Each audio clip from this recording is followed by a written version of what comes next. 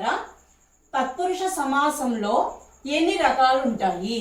ఈ తత్పురుష సమాసంలో ఏ ఏ రకాలు ఉంటాయో చూడండి. విభక్తి ప్రత్యయాలని చెప్పాము. విభక్తులతో కూడుకున్నటువంటి ప్రత్యయాలు, విభక్తి ప్రత్యయాలు ఈ తత్పురుష సమాసంలో ఉంటాయి. ఎలా ఉంటాయో చూడండి. మొట్టమొదటిది ప్రథమా తత్పురుష సమాసం. ఈ ప్రథమా తత్పురుష సమాసంలో ఏముంటుంది? ఉత్తర పదము ప్రాధాన్యము ఉంటుందన్నమాట. అంటే రెండు పదాలు ఉంటాయి. ఆ పదాల్లో పూర్వపదము, ఉత్తర పదము, పరపదము లేదంటే ఉత్తర పదం. ఆ ఉత్తర పదము ప్రాధాన్యము ఎక్కువగా ఉండేటువంటిది ప్రథమ తత్పురుష సమాసం. ఉదాహరణ చూస్తే మీకు తెలుస్తుంది. మధ్యాహ్నము అని ఉంది. దీని ఎలా మనం అర్థం చెప్పుకుంటాము? అహ్నము యొక్క మధ్య భాగము. ఇదే అర్థము లేదంటే విగ్రహవాక్యం అని కూడా మనం చెప్పవచ్చు. మధ్యాహ్నము, దీని విగ్రహవాక్యం ఏమిటి? అహ్నము. అహ్నము అంటే ఏమిటి? పగలు. మధ్యాహ్నం అంటే ఎప్పుడు? రోజులో మధ్య భాగం అన్నమాట. పగలులో మధ్య భాగము. దేనికి ప్రాధాన్యం ఉంది? మధ్య భాగానికి ఉంది, పగలుకి కాదు. ఏది చెప్తున్నాం మనము? ఏ అర్థం దేని వల్ల వస్తుంది? ఈ మధ్య భాగము వలన వస్తుంది. కాబట్టి ఇక్కడ ప్రథమ తత్పురుష సమాసము. అలాగే ఇంకొక ఉదాహరణ చూడండి. అర్ధరాత్రి.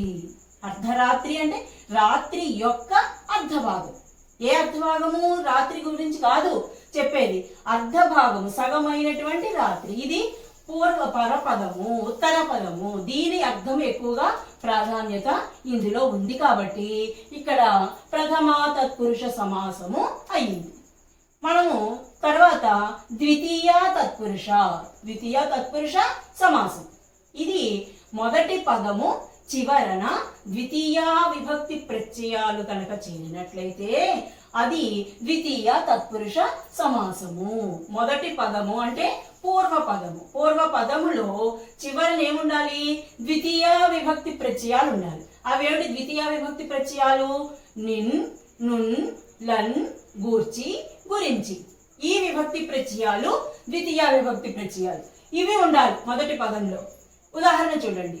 బ్రహ్మ విత్తములు.